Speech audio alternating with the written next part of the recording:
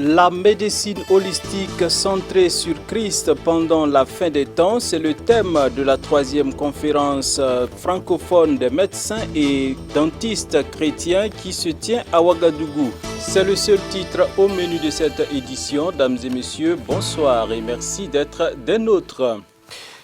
Le premier dimanche du mois de septembre de chaque année est consacré à la jeunesse au sein de l'Église des Assemblées de Dieu du Burkina Faso.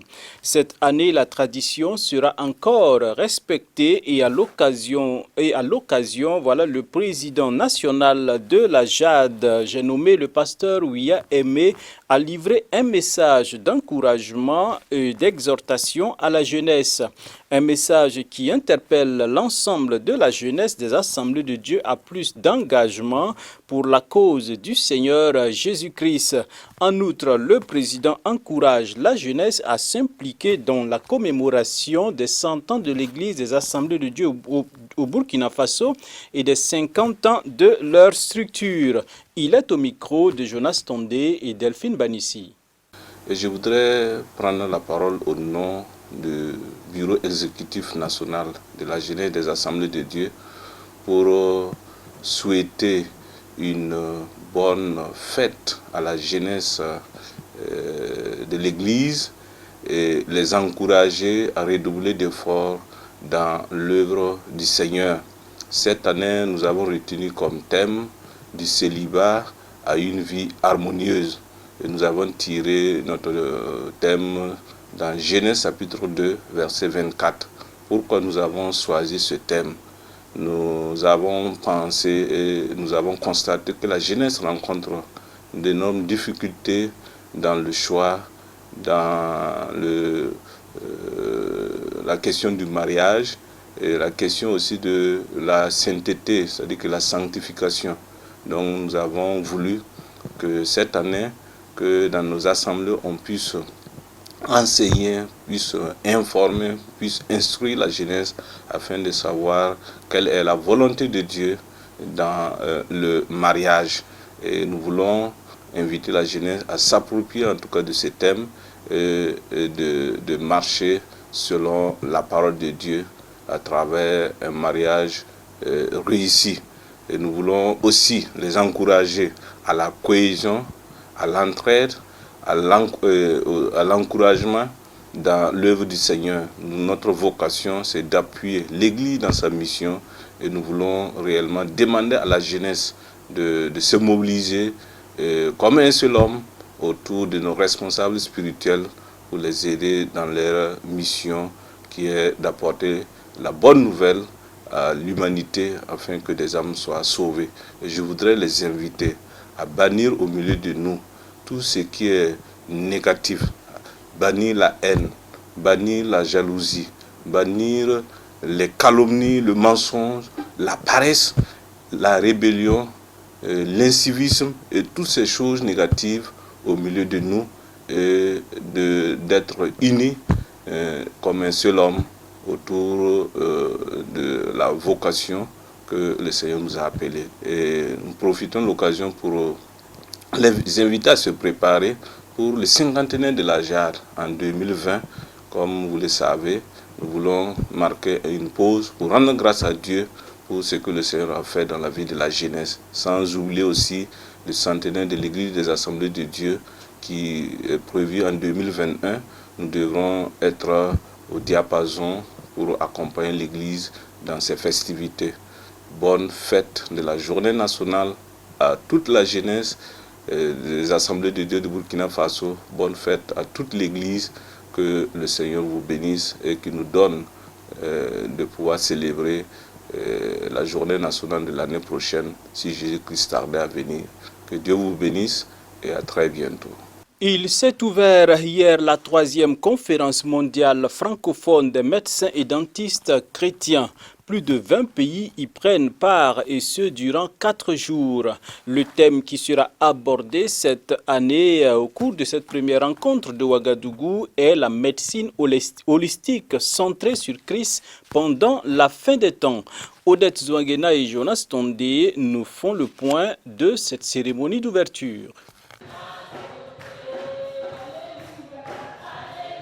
Les médecins et dentistes francophones chrétiens sont réunis à Ouagadougou du 28 au 1er septembre 2019 à l'occasion de leur 3e conférence mondiale avec pour thème la médecine holistique centrée sur Christ pendant la fin. Premier du genre au Burkina Faso et 3e sur l'échiquier international francophone, cette rencontre se veut enrichissante et instructive. Quand nous prenions l'engagement d'organiser cette conférence, nous avions beaucoup d'inquiétudes. Mais aujourd'hui, nous avons pu réunir donc la vingtaine de pays à Ouagadougou, à peu près 250 personnes pendant les 4 jours. Véritablement, nous sommes comblés et nous pensons que les jours à venir vont être extrêmement riches parce que les thèmes qui vont être développés vont l'être par d'éminents orateurs. Et au niveau de la sécurité, nous sommes également comblés parce que nous sommes accompagnés.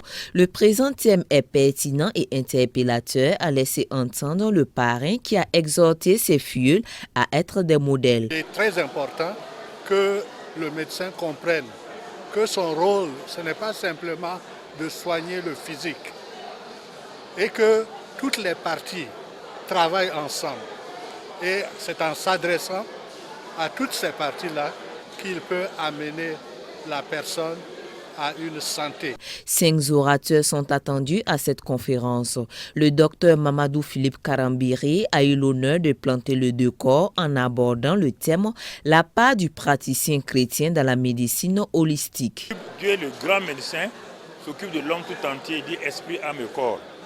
Alors la médecine scientifique et médicale, elle est très bonne, mais elle est limitée du fait qu'il y a des maladies qui ne viennent pas des microbes, qui ne viennent pas du fait que la personne doit être opérée, mais viennent de son âme. Alors si on ne sait pas comment traiter les problèmes de l'âme, ce malade va rester toujours tant malade. C'est pourquoi on a voulu aller en profondeur pour parler de l'esprit, de l'âme et le corps, leur interaction et tout, afin que les gens sachent que désormais, quand vous avez un malade devant vous, si c'est un malade, c'est un microbe, on le soigne. Mais si c'est plus complexe, posez des questions, parlez avec la personne, jusqu'à ce que vous trouvez la cause morale, psychique, et alors vous aurez un résultat, un remède. L'enthousiasme se lisait sur le visage de l'auditoire qui prêtait une oreille attentive au message du premier conférencier. En tout cas, ils seront servis durant 4 jours avec différents sous-thèmes dont le chrétien et le serment d'Hippocrate, le professionnel de santé et l'entrepreneuriat, la solution saline ou encore le leadership transformationnel.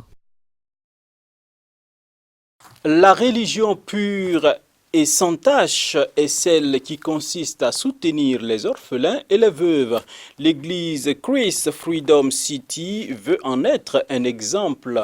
Depuis 10 ans, elle organise 3 fois l'année une distribution de vivres aux personnes nécessiteuses, en l'occurrence les veuves et les orphelins.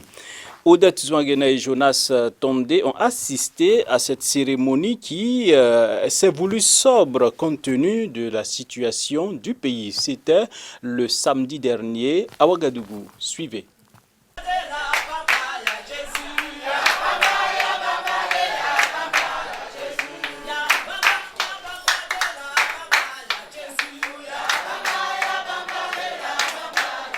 La religion pure et sans tache devant Dieu consiste à visiter les orphelins et les veuves dans leur affliction.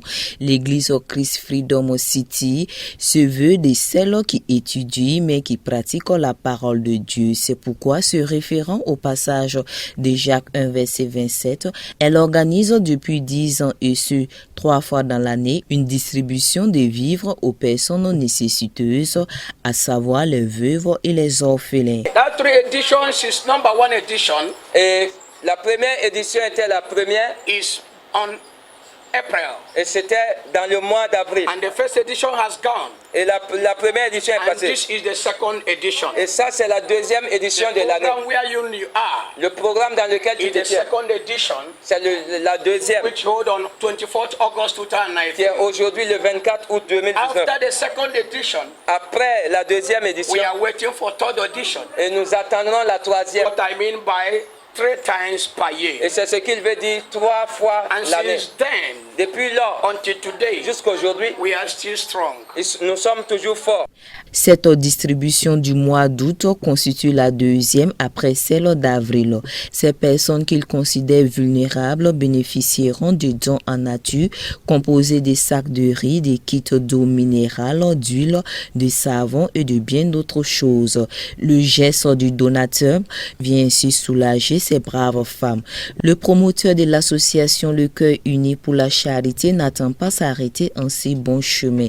Il compte poursuivre à bien sa mission et de par là, il invite les bonnes volontés à emboîter ses pas. We are using this opportunity et nous utilisons cette opportunité to launch participation pour pouvoir lancer un appel de participation of God, en tant que partenaire de Dieu through widows and orphans, au travers des veuves et des orphelins, which remains the citadel, donc qui est la citadelle and the synovium et la cité en même temps of the Christians. De la chrétienté. It is not my word, or is it rather his word, or your word?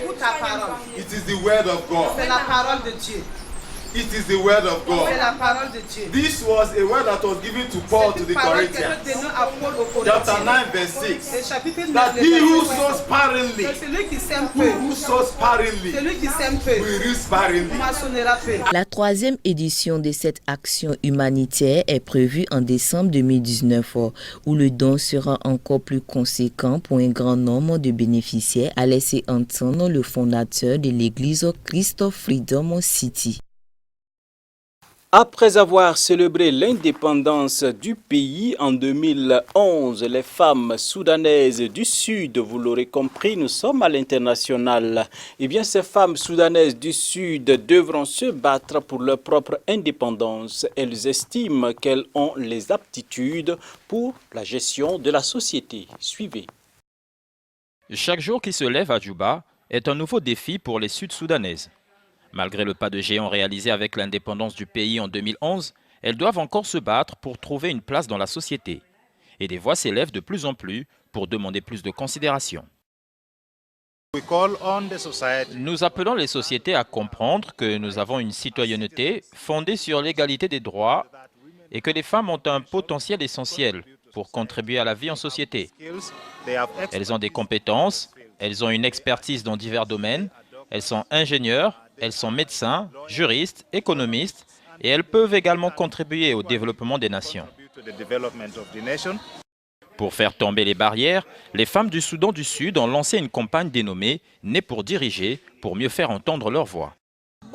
Born to Lead est une campagne là pour rappeler à tout le monde, en particulier à nos dirigeants, que les femmes et les filles du Soudan du Sud sont nées pour diriger et que nous avons un pouvoir, nous avons une capacité et nous avons la capacité de diriger. Cette campagne vise également à briser les stéréotypes sur les questions du genre qui veulent que certains emplois soient mieux assumés par les hommes et que les femmes ne peuvent pas les assumer. La préoccupation était pourtant au cœur de l'accord de paix signé en septembre 2018. Il était en effet question d'accorder 35% de postes de responsabilité aux femmes dans les institutions publiques, ce qui est encore loin d'être le cas aujourd'hui. La culture de la pomme de terre et de la patate douce connaissent un essor important au Rwanda. Le gouvernement a décidé d'investir dans ce secteur en accompagnant les producteurs, non seulement, mais en créant aussi des unités de transformation.